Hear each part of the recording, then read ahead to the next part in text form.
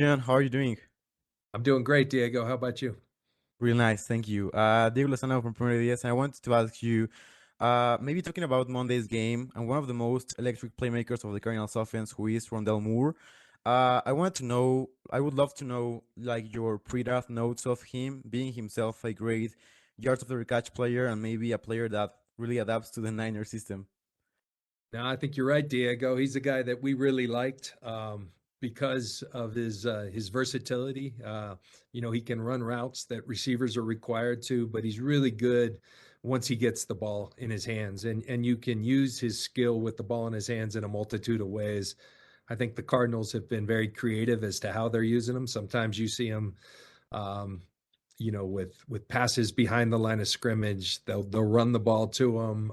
They move him all over, and I think that's wise because he's a very skilled player we have a great deal of respect, and it's going to be key that we contain him. Players like that are going to get the ball, they're going to make their plays, but you got to contain explosive players like that, and I think that's what Rondale is. Thank you, John. Hey, Al, Diego Lozano. As you know, there is a revolution in the NFL regarding decision making using analytics. How are the Niners taking sharper decisions with these tools? Well, you're right. Yeah, it's been in all sports, I would say analytics has certainly come into it. And whether there's a lot of discussion from football people around decisions that happen on the field, whether you go for two, whether you go for one, whether you go for it on fourth down, when you go for it on fourth down, what the percentages look like. We really have a great team here led by Prag Marate that does all the analytics. And then the second part of the analytics is kind of off the field or in preparation for getting to a game. So how are we thinking about our physio, our health, and our wellness? What are we doing with our players to get them prepared? How much time are they on their feet, right? We're thinking about altitude right now for the game, right? How are we thinking about preparation? And, now we're going to Denver to get ready. We're going to practice in altitude. We're going to use some of those as we get ready to play this game. And so there's a lot that goes into this. Certainly in the NFL draft, there's all kinds of analytics around the players, their measurements, etc. So we're always trying to find a leg up. I think in a world in the National Football League where you have a hard salary cap, so we can only spend as much as the next team, which might be different than other sports, where you can't really win by overspending. And so you have to pick the best players possible. You have to put them in the best positions possible to succeed.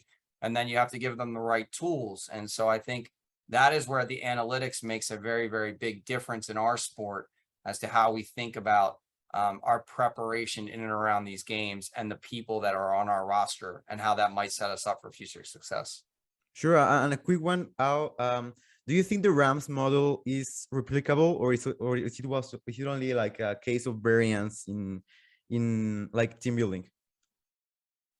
I mean, look, they won a Super Bowl, so I give them all the credit in the world. Good for them. And I don't know that it's a new model. I think we've seen teams over the years spend in free agency, quote unquote, maybe not use the draft. Other teams have built through the draft. And so, to me, there's the great thing about the NFL is there's no one way to do it. There's a ton of parity in the National Football League. I think 50% of the teams who make the playoffs don't make them the next year. That's what makes the NFL great, is on top of a whole host of other things. But when you wake up in the morning in the off season, you're 0-0, and you could go from worst to first more in this league than any other league that's out there. And I think that's what keeps fans engaged across all 32 markets. It's what drives passion, because as they say, on any given Sunday, and now they should say any given Thursday or Friday or Saturday or Sunday or Monday, you can beat a team that some people think, or the pundits might think, you might not be able to beat. So Thank you. but kudos to them. We're chasing a Super Bowl ring, so we know they're going to be a tough opponent.